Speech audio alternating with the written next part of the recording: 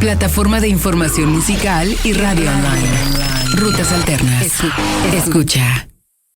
Hoy para Rutas Alternas tenemos el gusto de conectar hasta los Estados Unidos porque Hippo Campus está presentando un nuevo EP. Hay nuevos sonidos de este proyecto musical que llega desde Minneapolis. Tenemos el gusto de saludar en esta videollamada a Nathan y a Whistler. Hola Nathan, hola Whistler.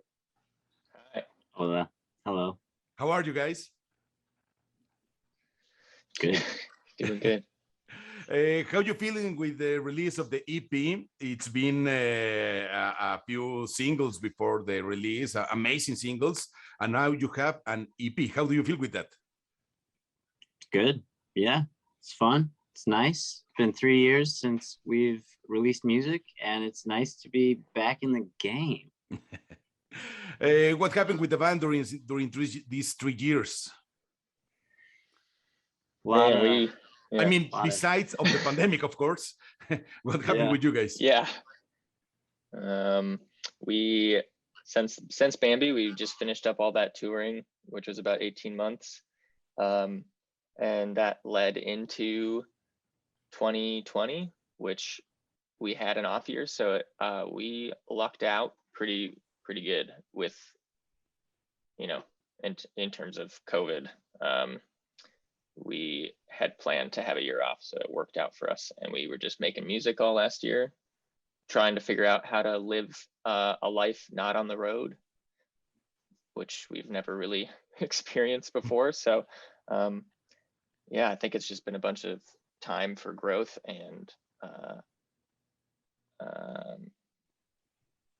home, just trying to figure out what home is and how to experience it in the best way possible. I know it's a little hard, or very hard maybe, for someone who travels a lot like you, maybe like me sometimes, that staying home, it's different. You need to figure what your place in there. Yeah, absolutely. It's I consider myself a homebody, but it is definitely, it was a bit of a shock to be home for more than 3 months.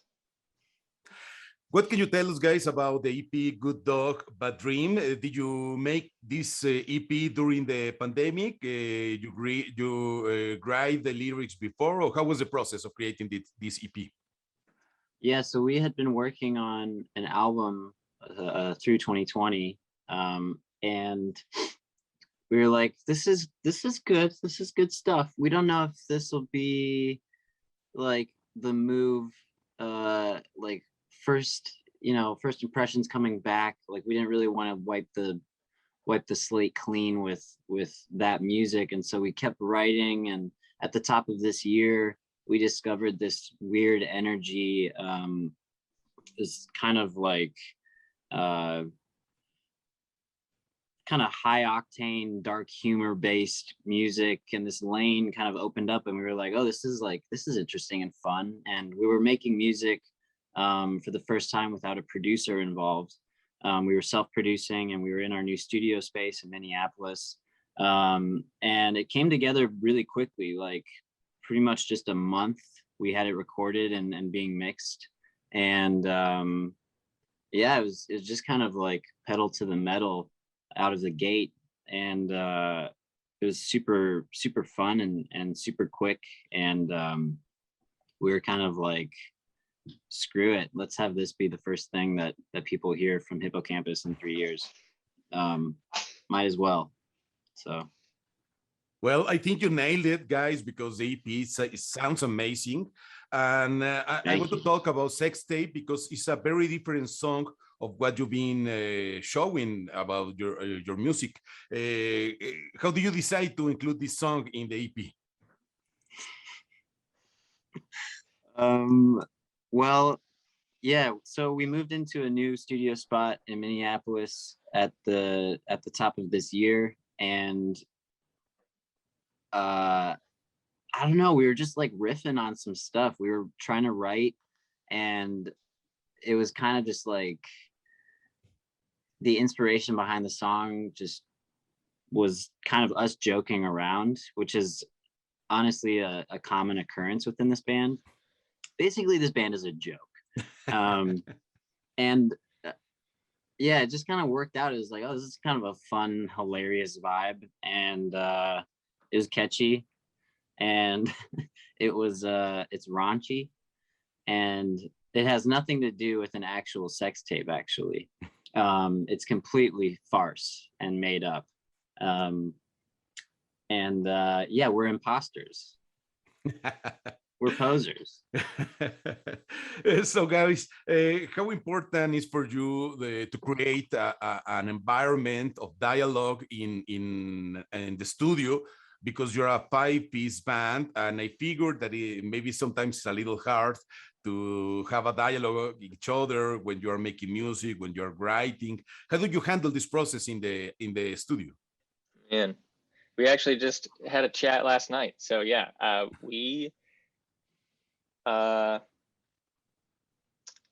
it's a good question. It's a very good question. It's a learning process. It's always a learning process. I would say most bands will always run into some obstacles when it comes to communication with each other.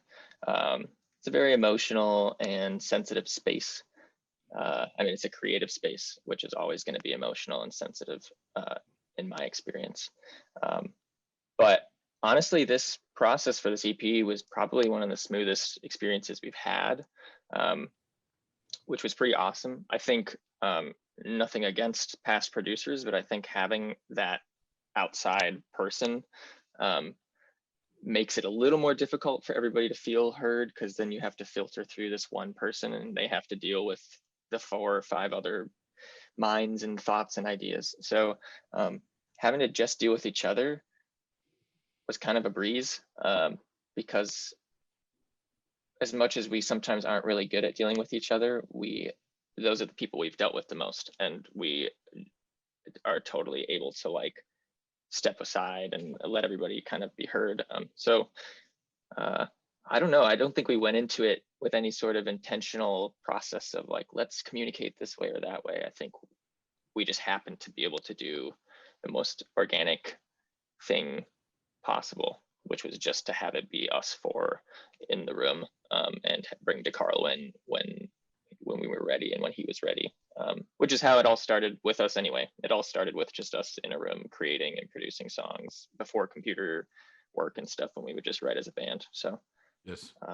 Yeah. How important is for you guys your city, your environment, to be living in Minneapolis, in St. Paul? Because I don't know, maybe the vibe is different from other cities, not only in the US, but in different parts of the world. It's important for you, the city, your environment, your friends, I mean? Yeah. Yeah, it's a big thing. It's more recently been something that we've been really trying to focus on. And we have some projects that are upcoming that will focus on the city and the environment and the community that we are surrounded by here. Minneapolis has always been a pretty big community within the music world, like music community. It's just been a big music community. And so we're very blessed to be a part of that. But we feel like there's some ways in which it can be improved, and we are going to try our best to like try and do that, and just open up that community to more people. But it is huge for us. We're all pretty much from Minnesota, and so it's kind of what we're most comfortable with. Yeah, it's pretty key right now for us to be here. And what can you tell us about the music scene there in St. Paul, in Minneapolis? What other bands are beside you? Where do we have to go? If we like to listen music in Minneapolis, where do we have to go? It's a good question, Nathan. There's a lot. There's a lot. I mean, because cities like LA or New York have a lot of focus, maybe more impact in the media. But I know that in a lot of cities all over US, there are great bands, amazing sounds, amazing places. You guys are one great example about that. Yeah, so I mean, it's hard to. We could name some bands for sure, but we definitely end up leaving out bands. But it's that question is literally what has led us to create this project that I just referenced that will show itself eventually. Yes. And it's all in the name of being able to bring these local artists and people that we have been in touch with and worked with, or people that we are inspired by or love to work with, or would love to work with, whatever. Yes. And put them all into one place. So it's easy to find these bands and easy to experience their creativity. And it'll start with music, but the hopeful thing is that it expands into visual art and dance and, you know, many different medias. But yeah, I don't know if Nathan has a couple bands he wants to list off, but I think there's a lot of awesome bands that we have worked with that we have kind of all posted and tweeted about or whatever over the last coming months. Check out Milo. There we go. Check out Dua Soleil. Yeah. Hippo Campus. Of course. So guys, you have released your EP with Grand Jury Music. How was working with them? Good. Great. It's been great. It's family. You know how family is. Because in the indie rock and alternative music, is very important these independent labels that have amazing bands and do a great job putting your album in streaming platforms, releasing the vinyl, the CD, and it's a job with a lot of bands that make the music industry progress, right? Yeah, they've been obviously very key to our success and helpful and been extremely supportive, and we're very thankful for that. It's labels are a crazy world, but yeah, Grand Jury's been great. They've been really kind and have taken care of us, and we owe them much thanks. And yeah. We can find the EP Good Dog Bad Dream from Hippo Campus on streaming platforms. Will you release it on vinyl or CD? I think it's out on, I don't know about CD, but maybe it is CD. There are CDs, yeah. There's CDs, vinyls, and yeah, it's everywhere, man. We can find it on your website. Yeah, I think it's just hippocampus.band is the website. So there's a merch thing there. Yeah, bunch of new stuff. Of course, you will bring your merch and your CDs and your vinyls when you come to Mexico, right? Of course. Of course. And we would never do that.